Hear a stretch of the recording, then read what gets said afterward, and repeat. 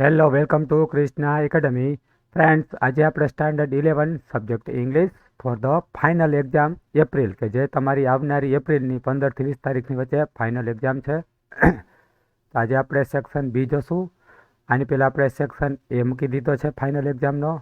તેના question answer જોશું. Board sample paper છે જે 9 મિનિટની પાછળ આપેલું છે. તો ક્રિષ્ના એકેડમીને સબસ્ક્રાઈબ કરી લેજો મિત્રો, ને સર્ચ કરીને પણ જોઈ લેશો, જે પ્રથમ નંબર ઉપર જ છે સર્ચમાં. Section B. થોડોક અવાજ બેસી ગયો છે, તો હવે આપણે સેક્શન બી જોઈએ. Read the extract and answer the question. Paragraph વાંચીને પ્રશ્નના જવાબ દેવાના છે, બરાબર. તો પેલો પેરેગ્રાફ છે, behind that tree said father Brown. તો ફાધર બ્રાઉને કીધું કે પેલા ઝાડની પાછળ pointing are two strong policeman and the greatest detective. તો પોઇન્ટિંગ એટલે કે આંગળી ચીંધીને કીધું કે બે પોલીસવાળા અને એક મહાન ડિટેક્ટિવ એટલે કે બરાબર જાસૂસ. તો how did they come here do you ask. તો અહીં તેઓ કેવી રીતે આવ્યા?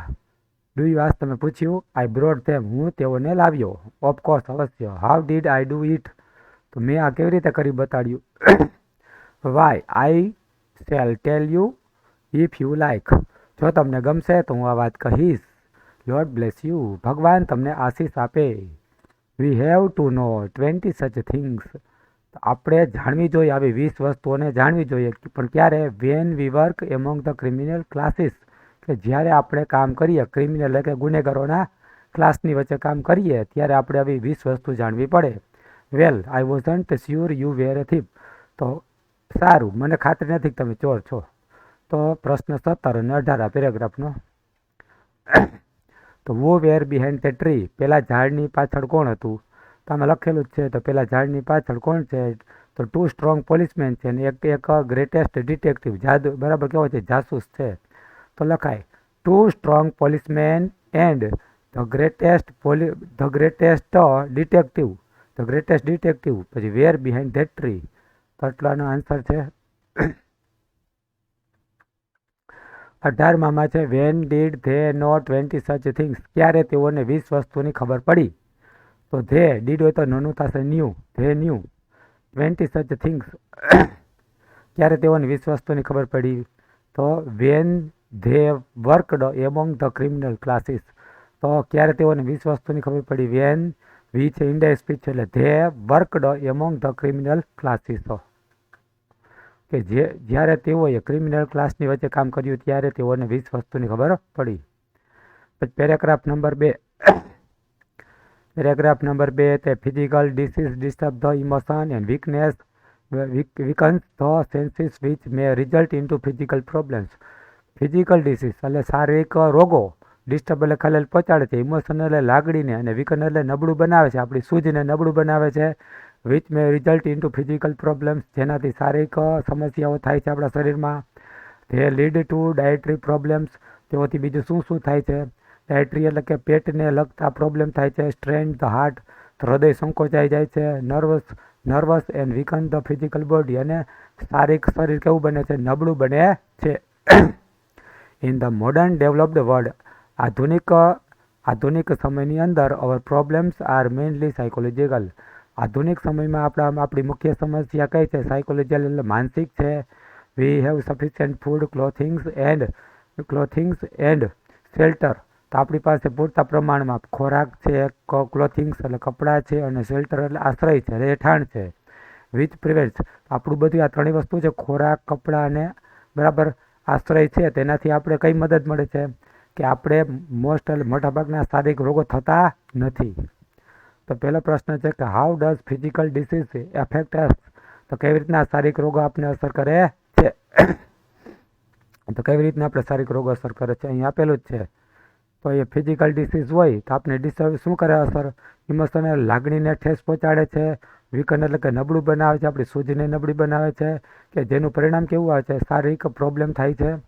કે they lead to dietary problems, પેટને લગતા પ્રોબ્લેમ થાય છે, આપણું હૃદય સંકોચાઈ જાય છે, અને આપણા શરીરને ફિઝિકલ એટલે શારીરિક શરીરને નબળું બનાવે છે. અહીંથી માંડીને અહીંયા સુધી આન્સર આવશે મિત્રો. 20મો પ્રશ્ન છે, which basic need do we get in present time. વર્તમાન સમયમાં આપણે કઈ કઈ સુવિધા મળે છે, how do they help us, ને આ સુવિધા આપણે કઈ રીતના મદદરૂપ થાય છે. તો વર્તમાન સમયમાં આપણે કઈ કઈ સુવિધા મળે છે, તો આપણે કઈ કઈ આ મળે છે ને આપણે, તો સફિશિયન્ટ ફૂડ છે, ક્લોથિંગ, શેલ્ટર છે. તો we get sufficient food, clothing and shelter. તો બરાબર, we get sufficient food, clothing and shelter in present time. વર્તમાન સમયમાં આપણે ખોરાક, કપડાં અને આશ્રય એટલે કે રહેઠાણ મળે છે. આ કઈ રીતના મદદ કરે છે, તેનાથી આપણે બરાબર ફિઝિકલ શારીરિક રોગો થતા અટકે છે, આપણે મદદ મળે છે. તો અહીંયા છે જ, તો ધે પ્રિવેન્ટ અસ બરાબર from getting most physical disease, આપણે શારીરિક રોગો થતા અટકે છે. આ ત્રણેય સુવિધા મળે છે આપણે, તેનાથી આપણે શારીરિક રોગો થાય એનાથી આપણો બચાવ થાય છે, એ આપણને મદદ મળે છે. પેરેગ્રાફ નંબર 3 જોઈએ. He studied in his mother tongue Gujarati and later joined Nirma institute Ahmedabad. તો તે શેમાં ભણ્યો હતો, માતૃભાષા ગુજરાતીમાં ભણ્યો હતો અને પછીથી જોડાઈ ગયો હતો નિરમા યુનિવર્સિટીમાં અમદાવાદમાં એનું BE કરવા કોમ્પ્યુટર એન્જિનિયરિંગની અંદર. He went on to complete his post graduate, તેને પોતાનું પોસ્ટ ગ્રેજ્યુએટ પૂરું કર્યું ઇન્ડસ્ટ્રીયલ ડિઝાઇનની અંદર IIT મુંબઈથી, which earned him A job, એનાથી એને નોકરી પણ મળી ગઈ માઇક્રોસોફ્ટ હૈદરાબાદની અંદર, અને બરાબર પ્રેસિડેન્ટનો એવોર્ડ પણ મળ્યો, APJ અબ્દુલ કલામ એવોર્ડ. તો હી સાઈડ એને કીધું કે from my engineering and computer science to my master I worked on varied fields. તો તેણે કીધું કે મેં એન્જિનિયરિંગ કર્યું હતું કોમ્પ્યુટર સાયન્સમાં બરાબર, to my master I worked on varied, પછી મેં જુદા જુદા ક્ષેત્રમાં કામ કર્યું, લાઈક જેવા કે interactive design, robotics, computer graphics, HCL, AI, information graphics, embedded system, social computing, અને આવું લિસ્ટ ઘણું બધું છે જેની ઉપર મેં કામ કર્યું છે. આ બે ક્વેશ્ચન જોઈએ આપણે. From where did Pranav earn his graduation degree. તો પ્રણવને એની ગ્રેજ્યુએટની ડિગ્રી ક્યાંથી મળી, તો Pranav earned his graduation degree from ક્યાંથી મળી, ફ્રોમ નિરમા ઇન્સ્ટિટ્યૂટ અમદાવાદમાંથી મળી. BE કર્યું તેનું કોમ્પ્યુટર એન્જિનિયરિંગમાં નિરમા ઇન્સ્ટિટ્યૂટ અમદાવાદ, યુનિવર્સિટી અમદાવાદ. તો Pranav earned his graduation degree from Nirma university Ahmedabad. પછી 22મો પ્રશ્ન છે, on which field did Pranav work. પ્રણવે ક્યાં ક્યાં ક્ષેત્રમાં કામ કર્યું, તો Pranav did worked on varied fields, જુદા જુદા ક્ષેત્રો. પ્રણવે ક્યાં ક્યાં ક્ષેત્રમાં કામ કર્યું, varied fields like interaction design, robotics, computer graphics, HCL, AI, information graphics, embed system, social computing બરાબર ગોઝ ઓન. હવે તો લિસ્ટ બહુ લાંબુ છે, આની ઉપર પ્રણવે બધે કામ કરેલું છે. હવે પેરેગ્રાફ જોઈએ છેલ્લો મેરી કોમનો છે. તો મેરી કોમ is A leading woman boxer of India. તો મેરી કોમ ભારતની એક આગળ પડતી બોક્સર છે. She is one of the pioneer of women's boxing India. તેણી ભારતની અંદર બોક્સિંગ ચાલુ કરાવનાર પેલી સ્ત્રી છે. એઝ અ સ્પોર્ટ્સ પર્સન, રમતવીર તરીકે તેણીએ એચીવડ મેળવી છે, ઘણી બધી સક્સેસફુલ સફળતા મેળવેલી છે. તો માનતે કે બરાબર Chungneijang Mary Kom was born on 1 March 1983 in a small village of બરાબર Kangathei in the north eastern state of Manipur. તો આ બરાબર આ મેરી કોમનું આખું નામ આવું છે, માંતગે બરાબર માંગતે કેવું છે, ચુંગને જંગ મેરી વો કોમ, આખું આવું નામ છે વિચિત્ર. તેનો જન્મ ક્યાં થયો તો 1983 માર્ચ માસમાં, નાનું ગામડું છે કાંગાથઈ, ત્યાં થયો જન્મ, મણિપુર નોર્થ ઇસ્ટર્ન એટલે કે ઉત્તર પૂર્વમાં રાજ્યના. એઝ અ ચાઇલ્ડ બાળક તરીકે long with her 2 younger sister, એની બે નાની બહેન હતી, એક નાનકડો ભાઈ હતો. તો વર્કડ ઇન પેડીફિલ્ડ્સ એટલે ડાંગરના ખેતરમાં કામ કરતા હતા, ઘરનું કામ પણ કરતા હતા, અને વેન્ટ ટુ સ્કૂલે પણ જતી હતી. She was not very good at study. તેની ભણવામાં કોઈ બરાબર હતી નહીં, ભણવામાં હોશિયાર ન હતી. But she food run very fast. તેણી ઝડપથી દોડી શકતી હતી. સી કુડ ઓલ્સો થ્રો એ જ્વેલિન. તેણી જ્વેલિન એટલે બરાબર ડિસ્ક થ્રો પણ બરાબર કરી શકતી હતી. ટુ એ કન્સિડર લોંગ ડિસ્ટન્સ, લાંબા અંતરે ગોળો કે ડિસ્ક ફેંકી શકતી હતી. એન્ડ એબવ ઓલ, અને સૌથી વધુ તેની પંચ એટલે કે બોક્સિંગનો પંચ એટલે કે આ મૂકો મારી શકતી હતી બરાબર. અવાજ થોડોક બેસી ગયો છે ફ્રેન્ડ્સ. તો આપણે હવે 23મો પ્રશ્ન જોઈએ. As a child Mary was struggler. તો બાળક તરીકે મેરીએ ઘણો બધો સંઘર્ષ કર્યો. કેવી રીતના, તો બાળક તરીકે બરાબર અહીં લખેલું જ છે. તો બાળક તરીકે એલોંગ વિથ એની બે નાનકડી બહેનો સાથે એના ભાઈ સાથે તેણી પેડી ફિલ્ડ્સ એટલે કે ડાંગરના ખેતરમાં કામ કરતી હતી, ઘરનું કામ કરતી હતી અને સ્કૂલે પણ જતી હતી. આવું આવશે બધું. પછી 24 at what was the she good, તેણી શેમાં સારી હતી? ઇન્સ્પાઇટ ઓફ પુઅર એટલે કે ખરાબ એકેડેમિક એટલે કે ભણવામાં નબળી હતી છતાં તેની શેમાં સારી હતી? તો તે લખાય in spite of her poor academic performance, ભણવામાં નબળી હોવા છતાં. સી કુડ રન ફાસ્ટ, તો તેણી ઝડપથી દોડી શકતી હતી. સી કુડ ઓલ્સો થ્રો એ જેવેલિન, એટલે ગોળો કે ડિસ્ક સારી રીતે લાંબા અંતર સુધી ફેંકી શકતી હતી અને બરાબર ને બોક્સિંગ અંદર મૂકો પણ મારી શકતી હતી. બરાબર, એટલું બધું આવશે. હવે શોર્ટ નોટ છે તો તમારે બેમાંથી એક લખવાની હોય છે, પણ આપણે બંને લખેલી છે અરુણિમા અને ડ્રીપ ઇરિગેશન સિસ્ટમ. તો અરુણિમા છે એક્સેપ્શનલ બ્રેવ, ખૂબ જ બહાદુર હતી Arunima. How did she lose her left leg, તો તેણીએ પોતાનો ડાબો પગ કેવી રીતના ગુમાવ્યો? Where did she get medical treatment, એને મેડિકલ એટલે દાક્તરી સારવાર ક્યાં મળી? Who is inspired her to scale up Mount Everest, તો માઉન્ટ એવરેસ્ટ ચઢવાની પ્રેરણા કોને આપી? હુ ટ્રેન્ડ અરુણિમા, અરુણિમાને કોને તાલીમ આપી, કેવી રીતે આપી? How did she become a world record holder, તેણે વર્લ્ડ રેકોર્ડ કેવી રીતના બનાવ્યો? તો Arunima is exceptionally brave, Arunima કેવી હતી? ખૂબ જ બહાદુર હતી. Because she fought back against some thugs, કારણ કે તેણી થોડાક ઠગ લોકો એટલે કે ચોર લૂંટારા સાથે એને ટ્રેનમાં લડી હતી. કે who were trying to snatch her gold chain, કે જ્યાં લૂંટારા ટ્રેનમાં એનો સોનાનો ચેન છીનવવાનો પ્રયત્ન કરતા હતા. She was thrown out of the speeding train, તેણીને ચાલુ ટ્રેનમાંથી બહાર ફેંકી દેવામાં આવી. સી લોસ્ટ હર લેગ, તેણીનો આ રીતે બરફ પગનો કપાઈ ગયો. આફ્ટર હર અનફોર્ચ્યુનેટ ઇન્સિડન્ટ, કમનસીબ બનાવ પછી she was taking treatment to AIIMS Delhi, આ બનાવ પછી તેણી સારવાર લેતી હતી દિલ્હી એમ્સની અંદર. એટ ધેટ ટાઈમ, આ સમયે એનો બ્રધર ઇન લો એટલે કે બનેવી હતા સડનલી આસ્ડ ને પૂછ્યું કે એવરેસ્ટ સ્ટડીઝ, બરાબર. સી વોઝ ફિમેલ એમ્પ્યુટી, તેની હવે એક પગ તો નહોતો એટલે કે શારીરિક રીતે અપંગ હતી, એનો એક પગ કપાયેલો હતો એટલે કે એમ્પ્યુટી એટલે અપંગ હતી. She had the chance two hold A record, તેની પાસે અપંગ લોકોનો એવરેસ્ટ ચડવાનો રેકોર્ડ બનાવવાની તક હતી.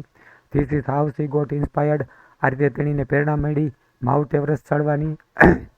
અરુણિમા જોઈન બચેન્દ્રી પાલ્સ એક ટ્રેનિંગ ઇન્સ્ટિટ્યૂટ નિયર ઉત્તરકાશી, તો અરુણિમા ક્યાં જોડાઈ ગઈ? બચેન્દ્રી પાલ હતી, એ પણ ભારતની પેલી સ્ત્રી હતી એવરેસ્ટ ચડનાર, તો એની ટ્રેનિંગ સંસ્થામાં જોડાઈ ગઈ ઉત્તરકાશીમાં. Bachendri Pal ઓલવાઇઝ pumped confidence in her, તો બચેન્દ્રી પાલ પણ અરુણિમાની અંદર હંમેશા આત્મવિશ્વાસનો સંચાર કરતી હતી અને motivate her to overcome her feeling of being handicapped, અને એને પ્રોત્સાહન આપતી હતી કે તારું આ હેન્ડીકેપ્ડ એટલે કે અપંગપણું છે એમાંથી તું બહાર આવી જા. વિથ ધીસ મોટિવેશન, તો આ પ્રેરણાથી અરુણિમા કુડ ક્લાઇમ્બ, ચડી ગઈ 21,798 ફૂટ ચામસર કાંગડી એક પર્વત છે લદ્દાખથી ચડી ગઈ. She was on the top of, પછી એવરેસ્ટ પર્વત પણ ચડી ગઈ અને ત્યાં તેને પોતાનો ફ્લેગ એટલે ઝંડો ઠહરાવ્યો, બરાબર, ફરકાવ્યો. She was the first female amputee, તેની પેલી આખી દુનિયાની અપંગ સ્ત્રી હતી કે જે આ રેકોર્ડ ધરાવે છે એવરેસ્ટ ચડવાનો. હવે આપણે બીજી શોર્ટ નોટ જોઈએ અથવામાં. Drip irrigation, the best type of irrigation. આ ડ્રીપ એટલે કે ટપક સિંચાઈ પદ્ધતિ છે શ્રેષ્ઠ સિંચાઈની પદ્ધતિ છે. વોટ ઇઝ ડ્રીપ ઇરિગેશન, તો આ ડ્રીપ એટલે કે ટપક સિંચાઈ પદ્ધતિ શું છે? How is water applied to the plant, તો છોડવાને કેવી રીતના પાણી આપવામાં આવે છે? હાઉ ડઝ ઇટ વર્ક, કેવી રીતના કામ કરે છે? વિચ આર ધ બેનિફિટ, એના ફાયદા ક્યાં છે? What is the main problem of this type of, આ ટપક સિંચાઈ પદ્ધતિમાં શું પ્રોબ્લેમ આવે? Why is drip irrigation better than other irrigation types, શા માટે ટપક સિંચાઈ પદ્ધતિ બીજી સિંચાઈ પદ્ધતિ કરતાં કેમ સારી છે? તો આપણે જોઈએ answer. The drip irrigation is a system in which dripping water is applied close to plant at every low rate. તો ડ્રીપ એટલે ટપક સિંચાઈ પદ્ધતિ એવી છે કે જેની અંદર ડ્રીપિંગ વોટર ઇઝ, તો ટપકતા પાણીને પાડવામાં આવે છે છોડવાની બાજુમાં ખૂબ જ ધીમે ધીમે 2 થી 20 લીટર પર અવર, કલાકનું માત્ર 2 થી 20 લીટર વચ્ચે પાણીનો બગાડ થાય છે, પાણી વપરાય છે. ઇન ધી સિસ્ટમ, આ સિસ્ટમની અંદર સ્મોલ ડાયામીટર પ્લાસ્ટિક પાઇપ્સ, તો નાનકડા વ્યાસવાળી પ્લાસ્ટિકની પાઇપનો ઉપયોગ કરવામાં આવે છે, ફિટ કરવામાં આવે છે. એને એમિટર કહેવાય, કાણા પાડવામાં આવે છે, બરાબર. ઇન ધી સિસ્ટમ, આ સિસ્ટમની અંદર only that part of soil in which the roots grow is wetted, તો આ સિસ્ટમની અંદર માત્ર એ ભાગમાં કે જ્યાં બરાબર માટી છે, માટીની અંદર ઓલા રૂટ એટલે બરાબર આ મૂળિયા હોય બરાબર, એને જ ભીના કરવામાં આવે છે. અનલાઇક સરફેસ તો સપાટીને ભીની કરવામાં આવતી નથી. એન સ્પ્રિંકલ ઇરિગેશન અને ફુવારા પદ્ધતિ અપનાવવામાં આવે છે, ટપક સિંચાઈ પદ્ધતિ. તો અહીંયા ફુવારા પદ્ધતિ નહીં પણ ટપક સિંચાઈ પદ્ધતિ કરવામાં આવે છે. Drip irrigation is most suitable four now crops. તો ડ્રીપ એટલે ટપક સિંચાઈ પદ્ધતિ છે ને સૌથી અનુકૂળ છે. રો એટલે કાચા પાક માટે અનુકૂળ છે, શાકભાજી હોય કે ફ્રૂટ હોય. એન ટ્રી ઝાડ અને વાઇન ઓર્ચાર્ડ એટલે કે વેલી હોય, ફળવાળી હોય. વેર વન ઓર મોર એમિટર્સ કે જ્યાં એક કે વધારે આ નળીઓ નાની નાની પાઇપ ગોઠવે કાણા પાડીને can be provided for each plant, અને દરેક છોડવાને અલગ અલગ ટપક સિંચાઈ પદ્ધતિ પૂરી પાડવામાં આવે છે. Drip irrigation is suitable for. તો ટપક સિંચાઈ પદ્ધતિ અનુકૂળ છે. મોસ્ટ સોઇલ મોટાભાગની માટીને અનુકૂળ આવે છે. મે ઇટ બે બી ક્લે સોઇલ ઓર સેન્ડી સોઇલ. પછી બરાબર તો સાદી માટી હોય કે રેતીવાળી માટી હોય. One of the main problem with drip irrigation is blockage of the emitters. ક્યારેક આનો પ્રોબ્લેમ કયો હોઈ શકે ટપક સિંચાઈ પદ્ધતિનો? Blockage of the emitters. ક્યારેક વધારે મોટા કાણા પડી જાય છે. ઇન સચ કેસીસ આ બાબતમાં filtration of the irrigation water is needed. તો ક્યારેક નળીમાં કચરો પણ ભરાઈ જાય છે બરાબર, તો એને સાફ સફાઈ પણ કરવામાં આવે છે. The pump unit takes water from the source and provides the right pressure for delivery into the pipe system. તો આની અંદર થોડુંક નળી અંદર પ્રેશર કરવામાં આવે છે. Pump unit tax water. તો એમાં નળીમાં પાણી આવે છે ફ્રોમ ધ સોર્સ, કે કૂવો કે જી તળાવ કે હોય એમાંથી પાણી આવે છે અને પ્રોવાઇડર પૂરું પાડવામાં આવે છે, યોગ્ય દબાણથી પૂરું પાડવામાં આવે છે. For delivery into the pipe સિસ્ટમની અંદર પૂરું પાડવામાં આવે છે. The control head consist of valve. તેની અંદર પાણીને કંટ્રોલ કરવા માટે વાલ્વની સિસ્ટમ હોય છે. The discharge and pressure in the entire system. તો આની અંદર કેટલું પાણી જવા દેવું, કેટલું પ્રેશર રાખવું, એના માટે વાલ્વની સિસ્ટમ હોય છે. Some control head units contain a filter and fertiliser or nutrition tank. તો કેટલાક કંટ્રોલ હેડમાં કન્ટેન સામેલ હોય છે, ફિલ્ટર હોય છે કે કચરા બધાય ગળાઈને જાય, અને ખાતર પણ આપી શકાય આ પાઇપ દ્વારા, અને ન્યુટ્રિશન ટેન્ક અને પોષણ પણ આપી શકાય, દવા પણ આપી શકાય એવી પણ ટેન્ક હોય છે. They slowly add a measured dose of fertiliser into water during irrigation. તો આની અંદર સ્લોલી ધીરેકથી મિઝર્ડ એટલે કે માપમાં લીધેલો ખાતરનો ડોઝ પણ ઉમેરી શકાય છે ડ્યુરિંગ ઇરિગેશન એટલે કે સિંચાઈ પદ્ધતિમાં. પછી મેઇન લાઇન મુખ્ય લાઇન હોય, સબ લાઇન એટલે ગૌણ લાઇનો હોય. તો lateral supply water from the control head into the fields. આ રીતે નાની નાની પાઇપ દ્વારા આખા ખેતરમાં બરાબર આ સિંચાઈ પૂરી પાડવામાં આવે છે. In the system wastage of water is avoided. આ સિસ્ટમમાં પાણીનો બગાડ થતો નથી. Plants get enough water. છોડવાને પૂરતું પાણી મળે છે ઉગવા માટે, અને no extra arrangement is done. અને વધારે કોઈ આપણે સગવડ કરવી પડતી નથી ખાતર નાખવાની, કારણ કે આની અંદર થોડું ભેળવી દેવાનું હોય છે. હવે ખાલી જગ્યા છે 26, 27 ને 28. તો પ્રુડન્સ એટલે ડાપણ, ઇન્કલિંગ એટલે વલણ, ને રોબર એટલે લૂંટારા.